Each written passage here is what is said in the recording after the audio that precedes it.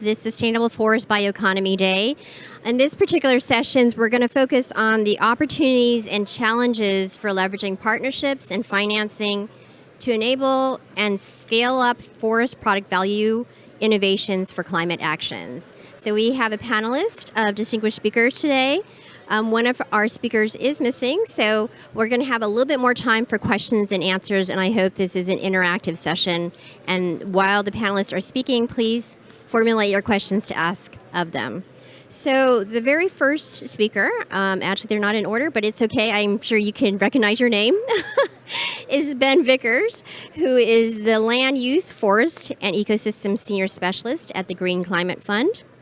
So Ben, in the context of GEF programming, what do you see are the challenges and gaps in co-financing, particularly from the private sector, for forestry-related climate financing? This is working? Yes, it is. Good afternoon, or good morning still. Thanks very much for inviting me. And thanks for the question. Yeah, just to start with, just a brief summary of what we already have in the GCF forestry portfolio. We have over 65 projects in the forest and land use sector around the world, covering over 50 countries. And many of these have been developed with strong partnerships and substantial co-finance. For example, we have several projects, some of which are reaching their completion or have reached them already, focused on early RED Plus strategy implementation. And one of these, for example, in Ecuador, which was developed along with the GEF and other partners. This was based on a strong process of 10 years or so of national capacity and strategy development. Excuse me, I'll take these headphones off, it's a bit distracting. That's better.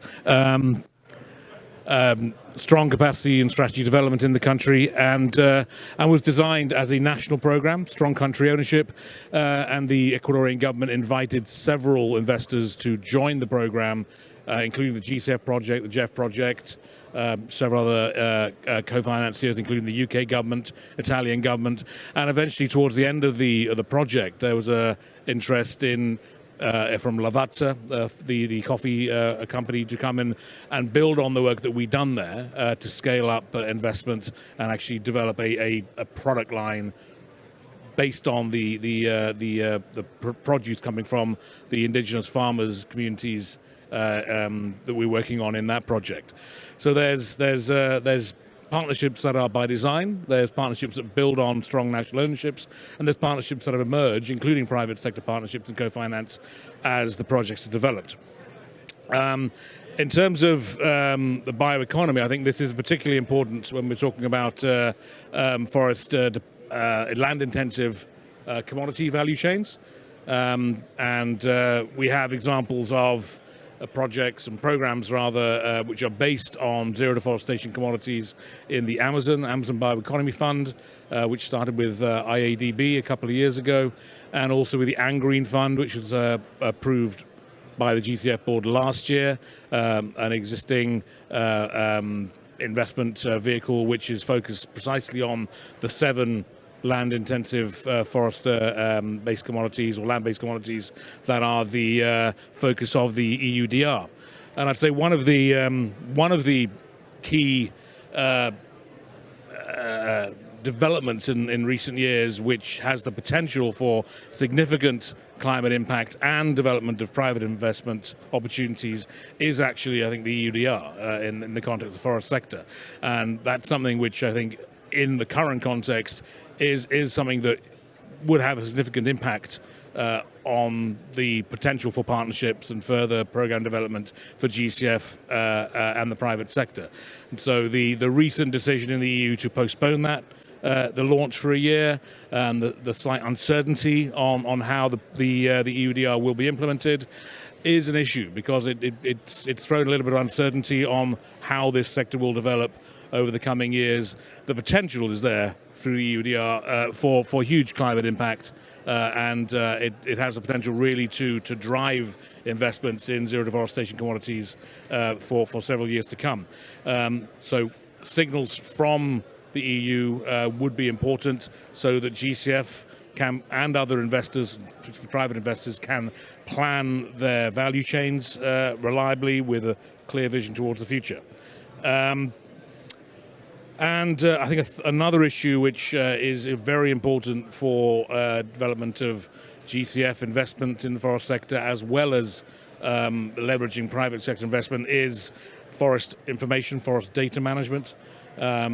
We certainly find that countries that have strong, transparent and regular national forest inventories and capable national forest monitoring systems are much more it's much more straightforward to identify investment opportunities when they're able to track over time the impact of particular investments, policies and measures on forest cover and on forest quality in the country. Along with that is the strength of clear national registries to track and clearly monitor the various investments that are coming into the forest and land use sector in the country. These registries are necessary to ensure investors that the impact of their investment can be tracked and can be monitored and reported. And in this context, we've got a very important decision awaiting here at the COP with Article 6, and particularly Article 6.2. Without a clear decision on Article 6.2, it's going to be difficult for national registries to really accurately plan where their financing gaps are in the forest and land use sector, or in fact any other sectors.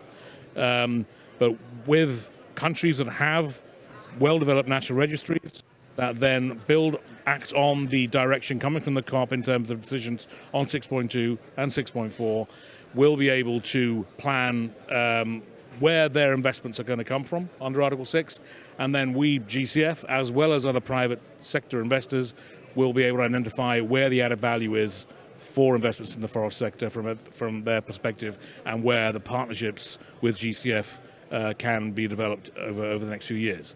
So those are some key issues which I think are interesting for us at the moment, where there's still a little bit of uncertainty, but I think we've also got from GCF some very good experience of partnerships, both with our partner climate funds, with the private sector, both planned for and through serendipity over time as programs deliver successes.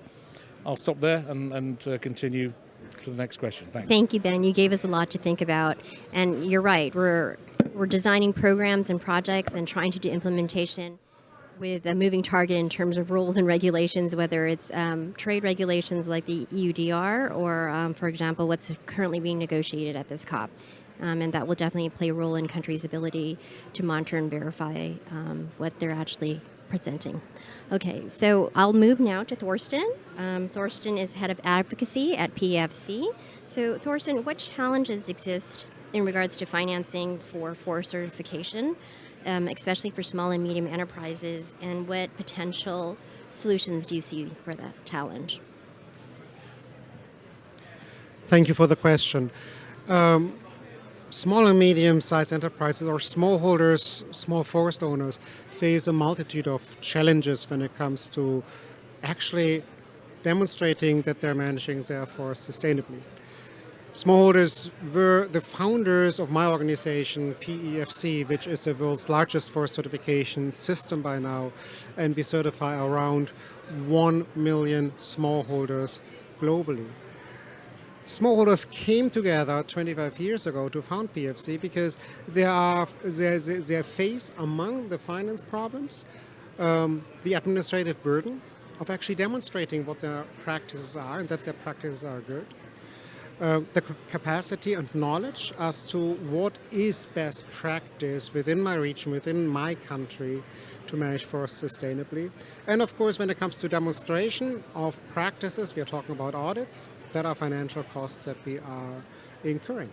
So their idea was, let's work through national standards. Let's make sure that we recognize that a forest in Finland looks very different than a forest in Vietnam or in Gabon. And forest management practices must therefore be very different. But also, let's recognize that we all have our own national regulations, laws, sovereignty, pride. We want to own our own system. We want to make sure that we can design what we need within our country. And we know best how to group ourselves and how to make sure that we as smallholders can work together to solve the problems that we are facing in terms of finance, capacity, and administration. That's how they founded PEFC, and all those national standards that they then developed are endorsed against an international global benchmark that we design at headquarters in Geneva. Now, one of the mechanisms that they came up with was called group certification, or is called group certification. And group certification usually works with forest owners associations, with cooperatives, where everyone commits to managing their piece of land according to sustainable forest management requirements. And they receive the necessary capacity and knowledge and support from a central entity. They also share the audit costs, which is, especially in developing countries, one of the biggest reliefs that we can provide them with. So when it comes to financing for forest certification, we have two things that cost money, which is on the one hand the audits and the capacity building, but also it is the maintenance of a national system, because that costs money as well. You need to revise what's there, you need to revise standards, you need to have an ongoing continuous dialogue with all stakeholders, with civil society, with governments, with forest owners, with industry. And you need to do that really year after year after year, because times are moving and changing very fast. We can't manage forests nowadays according to requirements that were developed 20 years ago or even 10 years ago.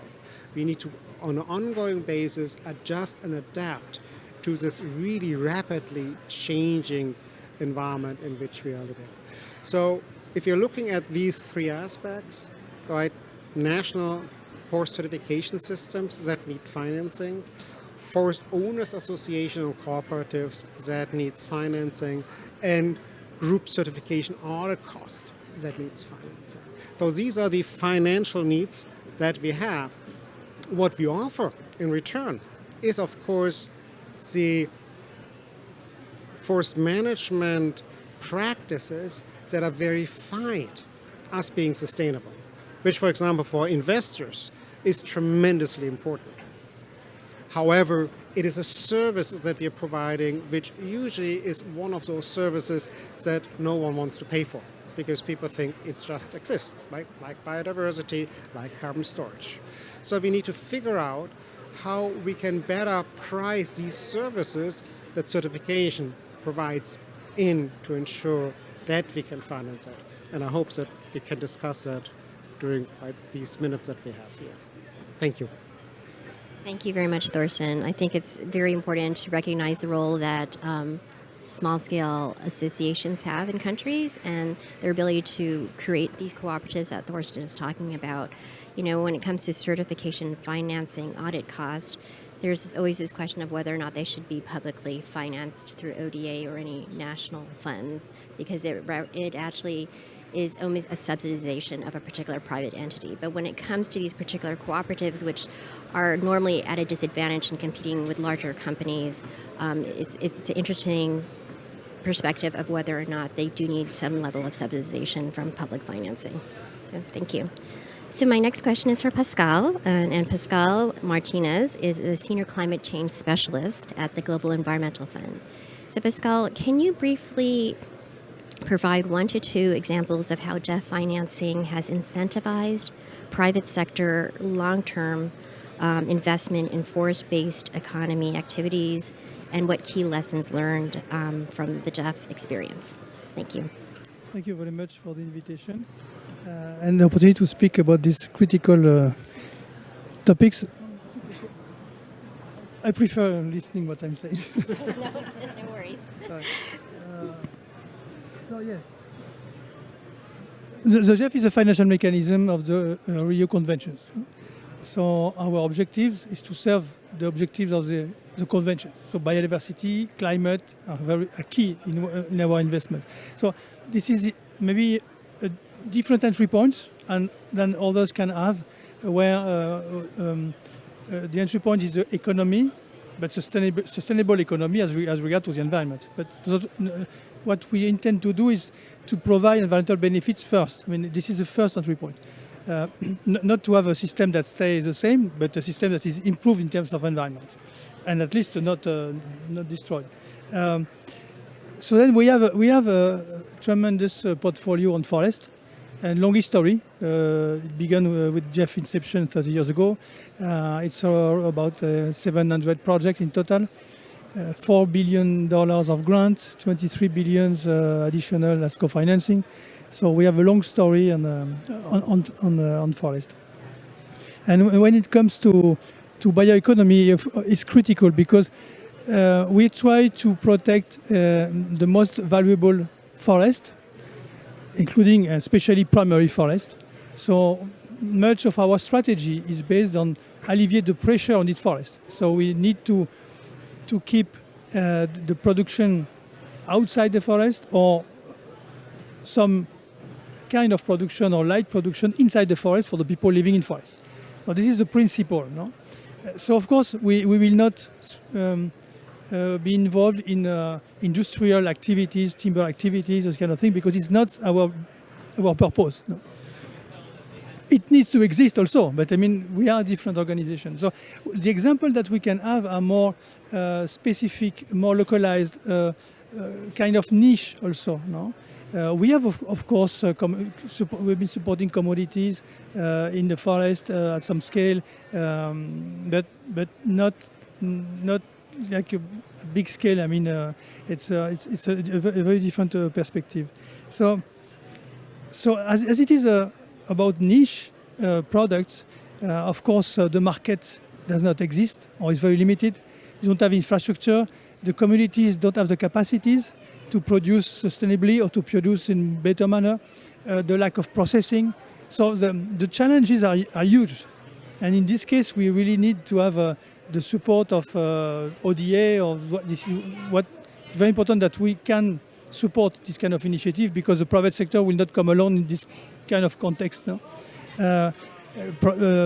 ODA and also philanthropic. We work much with philanthropic. And the idea is developing these markets is to attract then the private sector. And we do have some examples of that. No? And if I would like to mention some few examples in the Amazon, because the Amazon is a flagship program of the GEF, the first really program that put together several countries at that scale. It began 10 years ago, so in different phases. And really the objective of this program was to protect the Amazon, developing the sustainable use of biodiversity at the same time. You know? And so we have some result after 10 years now. The program began with 3 countries: Brazil, Peru, and Colombia, and we supported 60 value chains, 15 different products, which include rubber, acai, cocoa, and Brazil nuts, but others also.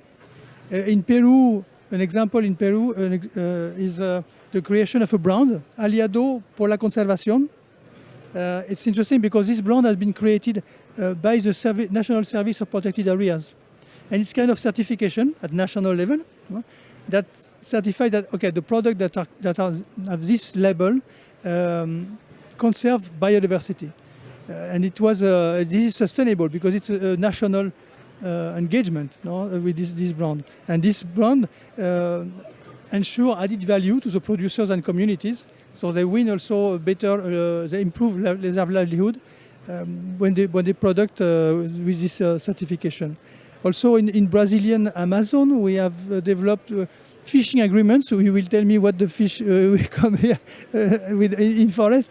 Actually, we work at landscape level always, no?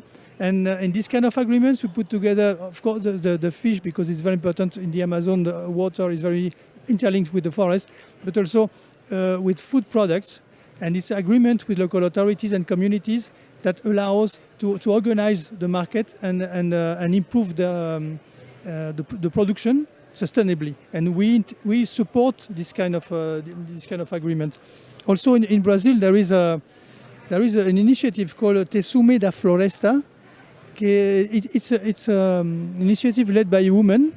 It's a company, productive company that uses fibers and produce fashion products or decorative products with this. And so not only they improve their livelihood, but also it's interesting examples to have this this initiative led by women. And the project also include that women are leading the sustainable forest management. They also make forest management. So this is an interesting example.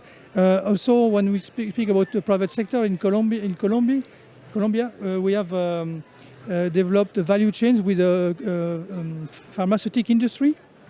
So this is also a good example of how we can bring the local biodiversity with industry, international pharmaceutical industries. Another example is, but I would like to go to move away from Amazon, because I am, by the way, I'm leading the Amazon program of the GEF. It's in Cameroon. We have an example interesting because this is not common when the private sector come to see to look for a niche. It's the other way around. It's the Ebony project. It's a U.S. company which produce guitars. And there is one tree species which is very important for them, is ebony. And this company wanted to secure the supply, so they developed an initiative where they put together the science to study the ecology of the tree, ebony, but also they use the local community to produce seedlings and trees, and also they produce fruit trees to improve their own food security. No? So it's interesting to see how it can also be in the other side, where the private sector go and develop projects in the community. And this is happening in Cameroon. I don't know if I tell it. So this is another example, and there are 13 villages that are involved in this project. So we have many examples, of course, because it's our core mandate. But it's very difficult because we are speaking about remote areas. We are speaking about the product that I even don't know yet or not well known. There's so much to be done that normally the private sector doesn't come like this. So it's very important that we can be able to provide this kind of services. To make the first step of developing the markets, developing the capacity, and showing that the system is sustainable, so that then the private sector can come and make it eventually at a bigger scale. Thank you. Thank you very much, Pascal, and thank you for just showcasing the numerous examples and the different products and enterprises developed in a sustainable forest value chain. I think it's also important to note your point about taking a landscape approach, and that the different forest types, whether production or protected areas or agroforestry systems, reinforce and support each other, and they all have a place within the forest landscape. So our last speaker, before we take question and answers, is Ramon Carrillo, who is a project manager at ITTO. So Ramon, can you explain some initiatives that ITTO has undertaken to increase the capacity and understanding of countries to develop and implement effective fiscal incentives for investment in SFM? Thank you, Jennifer, for the question, and thank you very much to the audience which is present here and to the speakers. In 2006, ITTO conducted a global investment forum on natural tropical forests, which was followed by regional and national investment forums. The recommendations and lessons learned and compiled in ITTO Technical Series number 27, which is available from the website, and I think you can see an image on the screen. The investment forums debated constraints as well as innovations in tropical forest investments. One of the key themes that emerged during these forums is the importance of creating enabling policy and investment environments to draw further investors at the local, national, and regional levels. While large-scale enterprises such as timber concessions tend to be the target of much such investment, there are promising tools for small and medium-sized enterprises as well, as many of the speakers have pointed out. These enterprises can create local jobs and generate income for forest-dependent people.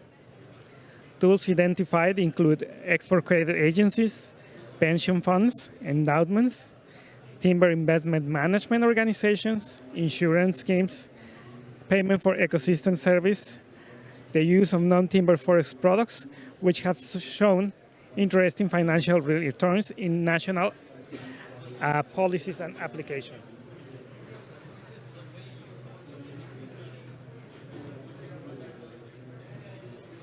Following the work of investment forums, ITTO took a deeper study on fiscal and non-fiscal incentives for sustainable forest released in 2021. Here are a few copies available. Taken. And this report took place in parallel with another related study that explained potential gaps between the supply and demand for tropical timber to the year 2050 and the implications that it will have.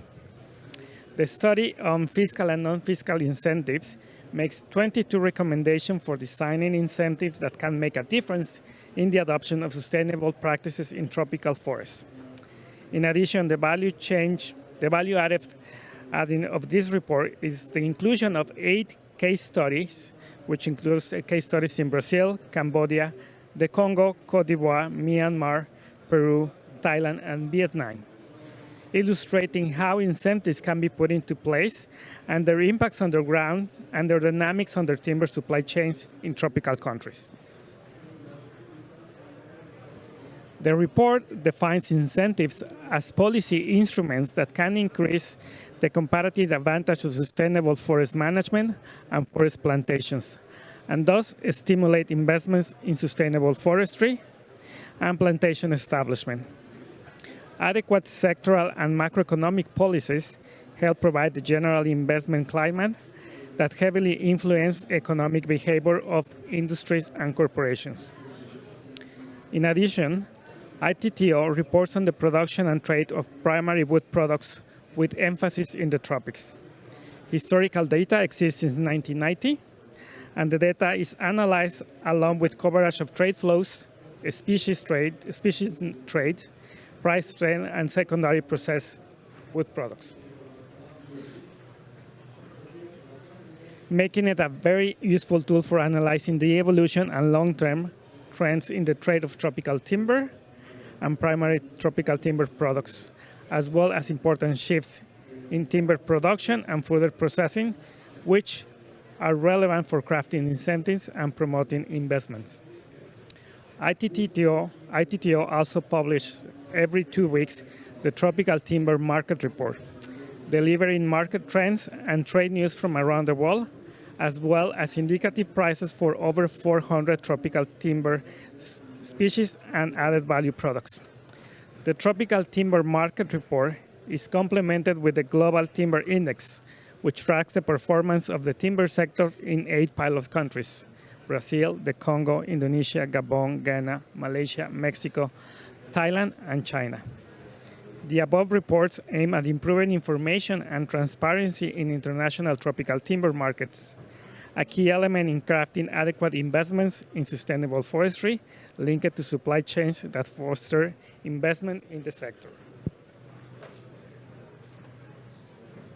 Also, in collaboration with Macau's Commerce and Investment Promotion Institute, ITTO is annually hosting the Global Legal and Sustainable Timber Forum, a collaborative platform of the timber industry stakeholders designed to strengthen networking and business exchange to facilitate sustainable forest management and the adoption of sustainable and legal supply chains, which has the potential to also provide feedback for developing incentives in sustainable forest management. In addition, several ITTO field projects have assisted countries in piloting incentives and financing for communities and SMEs. Some examples include incentives for promoting the use of lesser used species in Peru, microfinancing for livelihoods development in Benin, Togo, and Indonesia. Other ITTO projects have a catalytic effect in attracting funding from other organizations. For example, a project with an ITTO contribution of about $400,000 helped strengthen the capacity of sustainable forestry in tropical dry forests in northern Peru. Among other things, the project enabled local professionals to formulate larger proposal that was submitted to the Global Environment Facility, obtaining funding of $7.6 million from the GEF and co-financing with the government of Peru. There are similar examples that I could provide further details in the discussion in Cote d'Ivoire, Papua New Guinea, and Brazil. Basically, ITTO continues to work along with its members and partners for incentivizing, for enhancing the country's capacity to develop and implement effective fiscal incentives for sustainable forest management.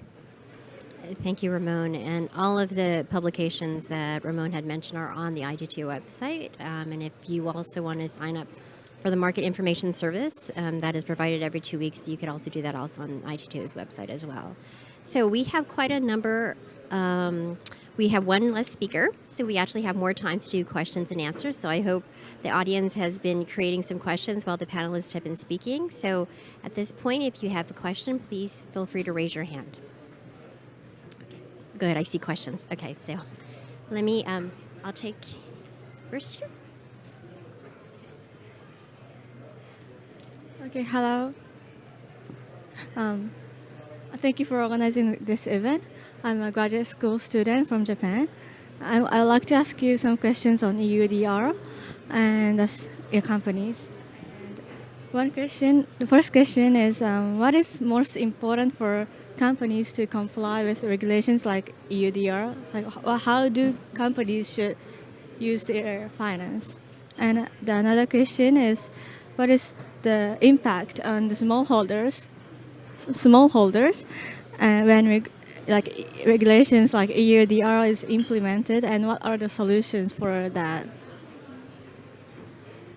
Thank you for your question. So I'm going to give it to Ben first to answer. Okay. Thank you. Thanks very much for the question. Yeah, I'm going to take this off again.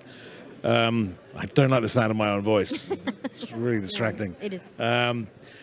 Yeah, so really important question, as I mentioned earlier, and how not smallholders as well as other larger companies and organizations like ours are going to have to adapt to this interesting new reality.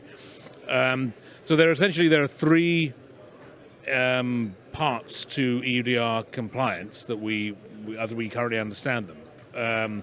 There's a due diligence to show that no deforestation has occurred as a result of the operations of the company. There is the legality verification, which is similar to how the EU timber regulation was set up that preceded the EUDR. The countries that have worked on that have some experience of how to address that part of the puzzle. And then there is the geolocation. So this is perhaps that last point is one of the major issues that a lot of companies, particularly smallholders, have never had to really address before. So that is going to be, I think, a particular challenge. And there's, I think, a lot of investments and efforts already going on, for example, with FAO, as I know, one of them I know about, to develop tools to help smallholders geolocate their operations, and also, importantly, to ensure that smallholders themselves own that information, that it does not become the property of other actors in the value chain. And that's something which I think we need to be aware of. The more information we require from companies, particularly smallholders, the more opportunities there are for that information to become a commodity that is held by other actors.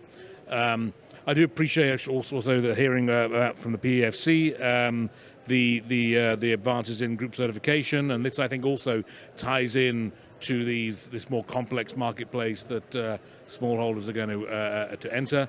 I happen to have another hat, kind of, from the GCF. I'm also on the advisory board to the FSC, the other main international certification system on the Policy and Standards Committee to that. And one of the things the FSC is trying to do, similar to the group certification that PFC has and that also FSC has, is to pilot a smallholder certification standard in some countries in Southeast Asia. And that experience of identifying these rather complex standards, that they can be quite onerous, as forest certification is already for smallholders. Looking at the EUDR is another potentially complex operation that smallholders will have to get used to. So how can we adapt?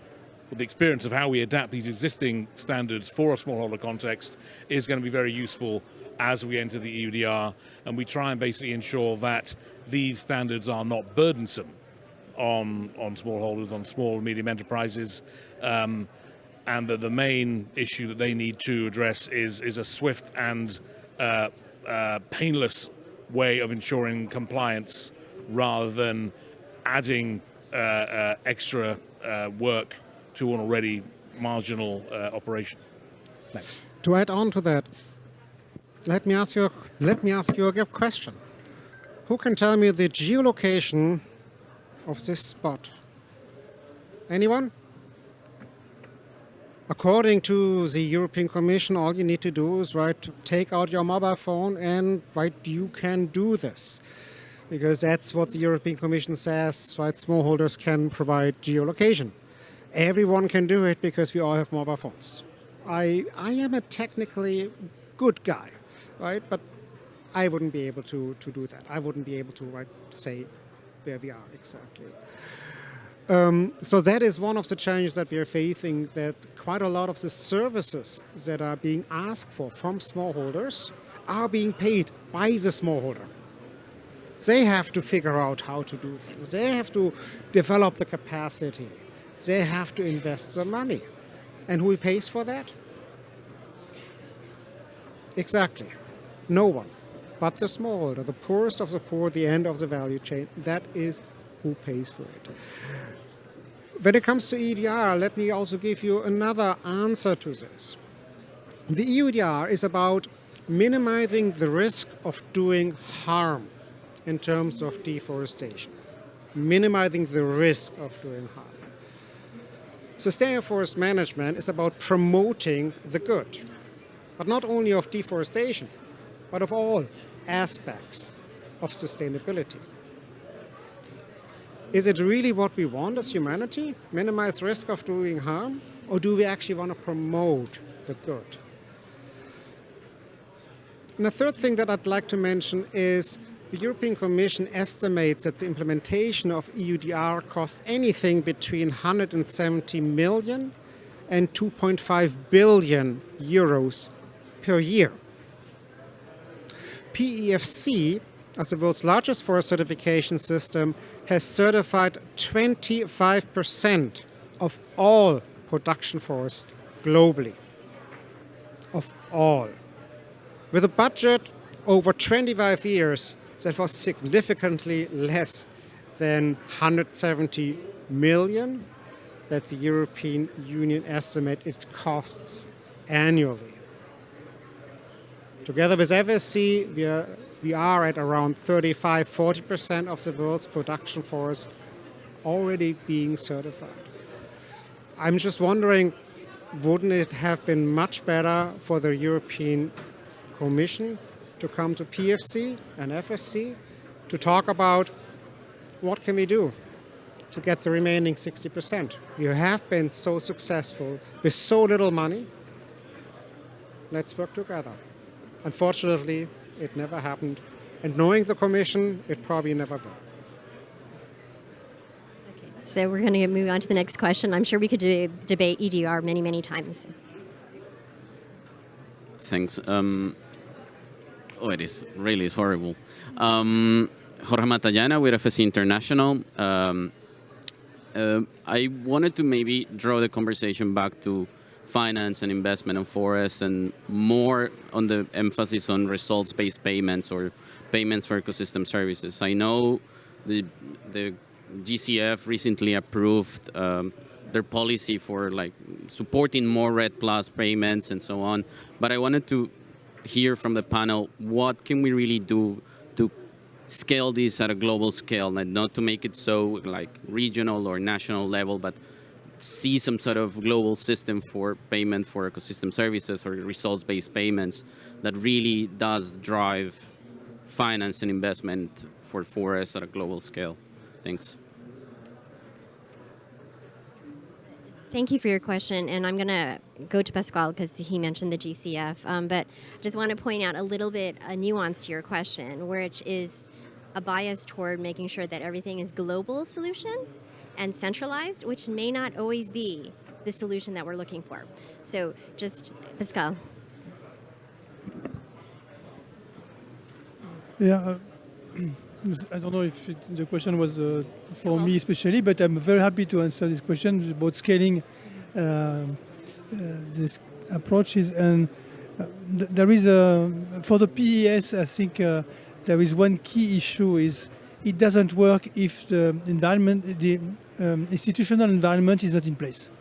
If the countries don't do what they have to do to create the countries or eventually local governments don't do what is necessary to create the space for this to happen, it will never happen. So we can try to figure out what could work, a levy on this product or on the water distribution or whatever.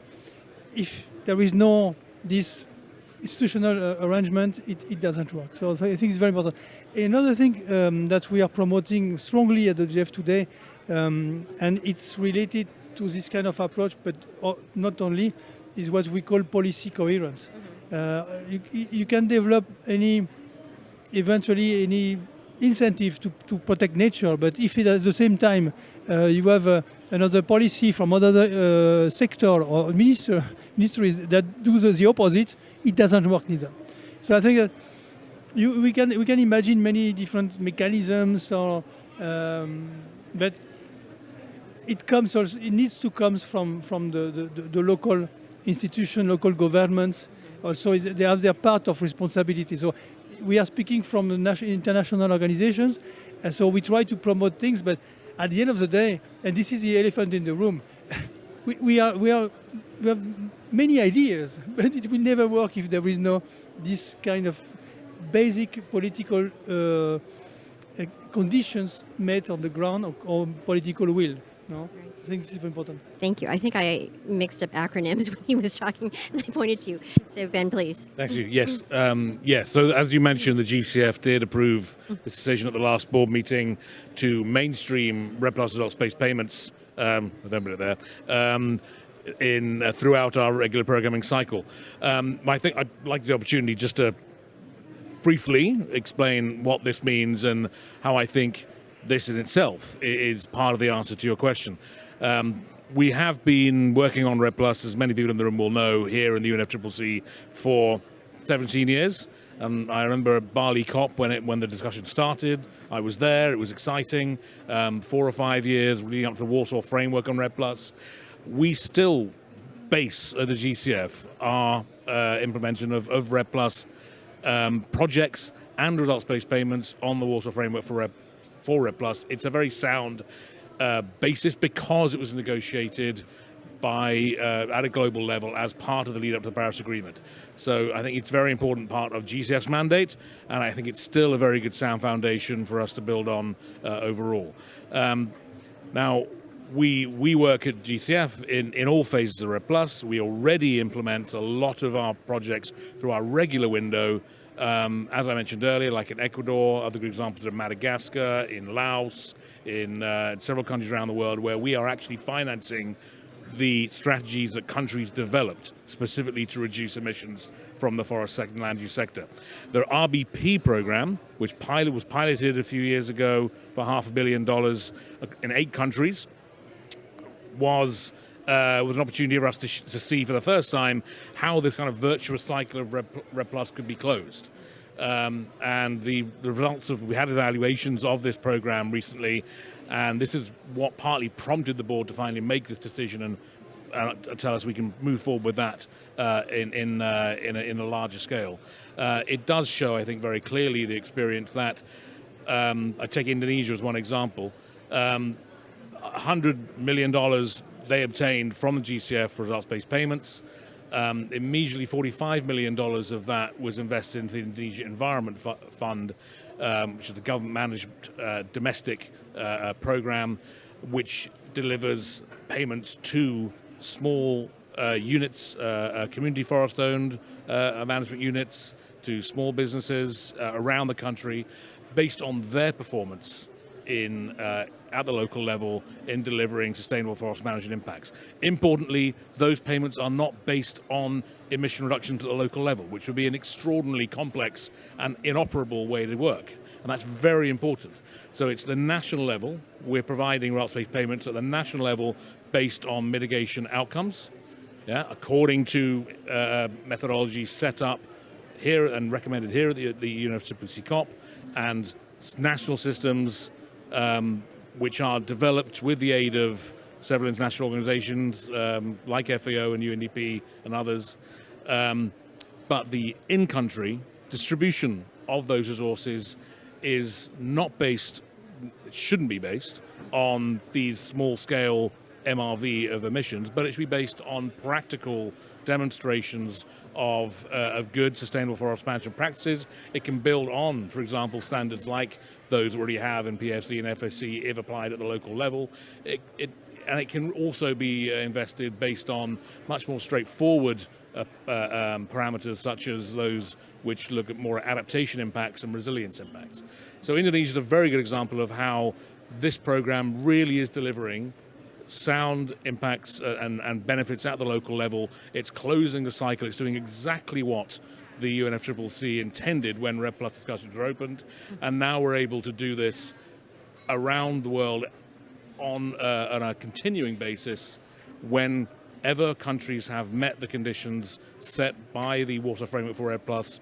We are able at GCF to provide those payments and provide a reliable way for countries to really reinvest and ratchet their way towards a zero deforestation future.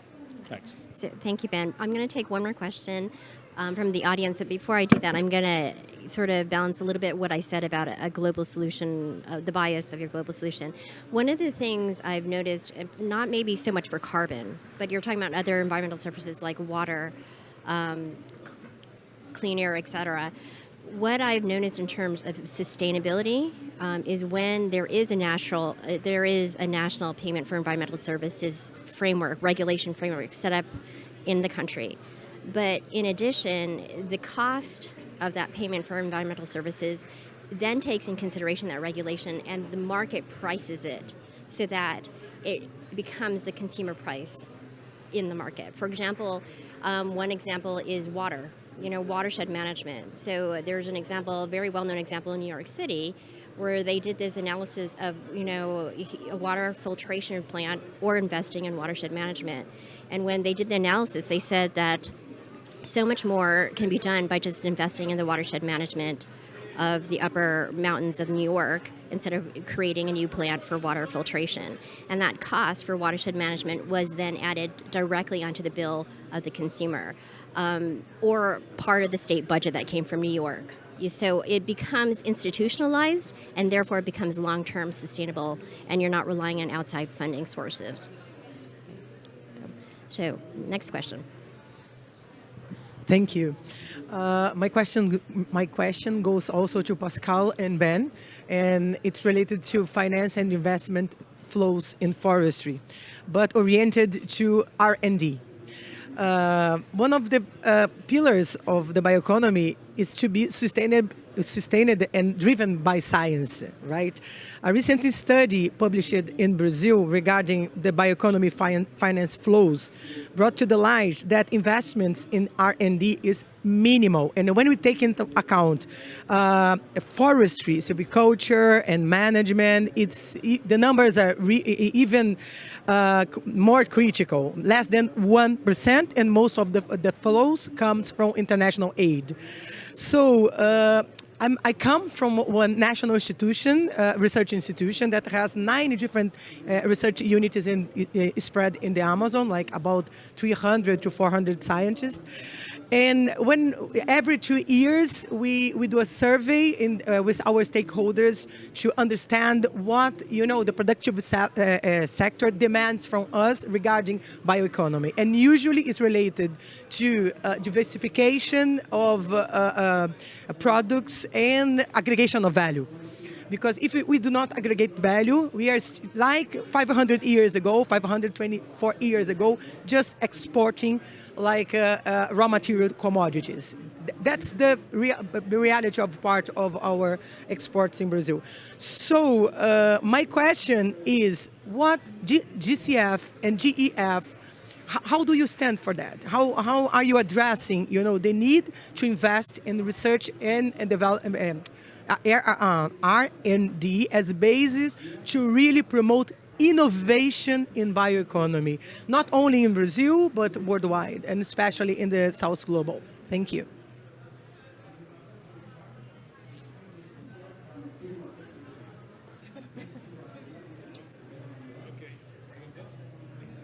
Okay. Okay, thank you. Yeah, so it is.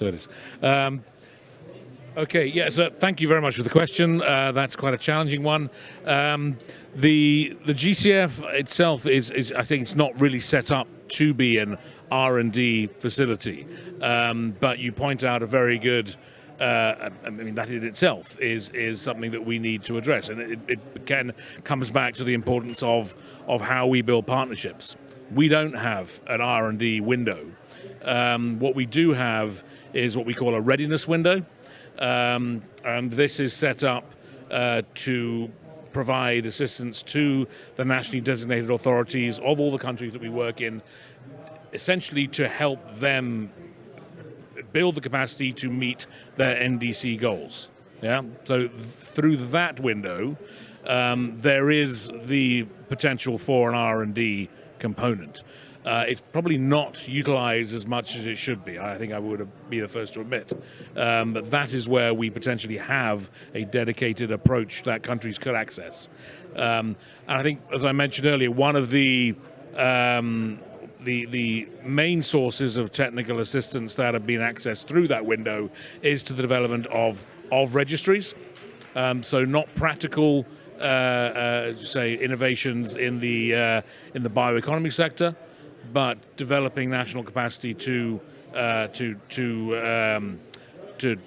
track and monitor the investments that come into all sectors of the climate finance landscape. That's something that our readiness window is used for. We have this Amazon Bioeconomy Fund program, which is I mentioned earlier. This has been launched a couple of years ago with the Inter-American Development Bank as our accredited entity. That works in Brazil as well, as one of the 6 countries covered there. And that also does have a grant component, which IAD manages. And I'm going to get the name wrong here, but IADB do manage as part of that fund a bioeconomy research facility.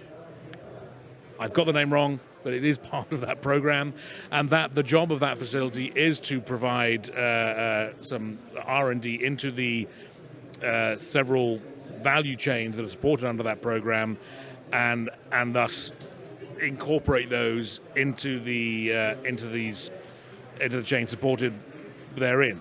We're talking there about sectors like achai, coffee, indigenous timber indigenous timber plantations, aquaculture, Brazil nuts.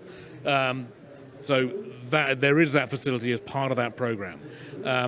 It's quite an unusual aspect. We don't have, I think, too many projects in the forest and land use sector that have an R&D component, but that's an example specifically from your region where there is one.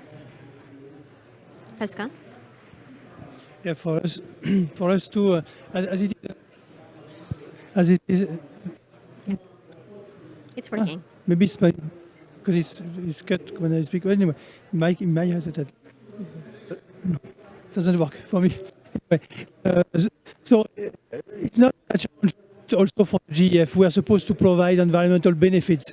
So the research does not provide directly environmental benefits. We are supposed to use the science, existing science, for our project, but not necessarily to pay for them.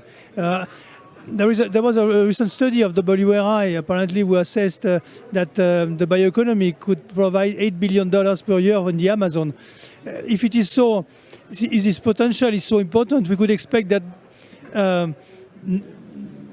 at national level there would be some domestic resources for this kind of research. But anyway, it's beyond our mandate capacity. But then at project level, we can imagine that the project developers assess the need to develop some kind of studies, research. It could not be a long-term program of many years with many scientists, but some kind of support could be provided at the scale of a project to develop some knowledge regarding a specific diversification in a specific landscape, or improve some practices. This can be we can imagine this kind of thing in the scale of within a project design, no? It's not a funding window of the GEF. But we work with science also, but more in terms of coordination. For instance, we are supporting the scientific panel of the Amazon. So we are very much in touch with them regularly because we finance them. So we finance research, but coordination of research or making the knowledge accessible to the policymakers from the research, but knowledge which already exists. No? So it's not an easy entry point because, again, we are supposed to provide environmental benefits in a timeline of 4 or 5 years. So thank you to all your speakers. We are running short on time, and so I just give a round of applause for all our panelists today, and thank you to the audience. So now I give it over to Amy. We just have a few minutes to change the panel, and then we will do the closing of this morning's session on the forest-based bioeconomy. So again, big round of applause to all of these experts. Thanks, and thanks to Jennifer for great moderation.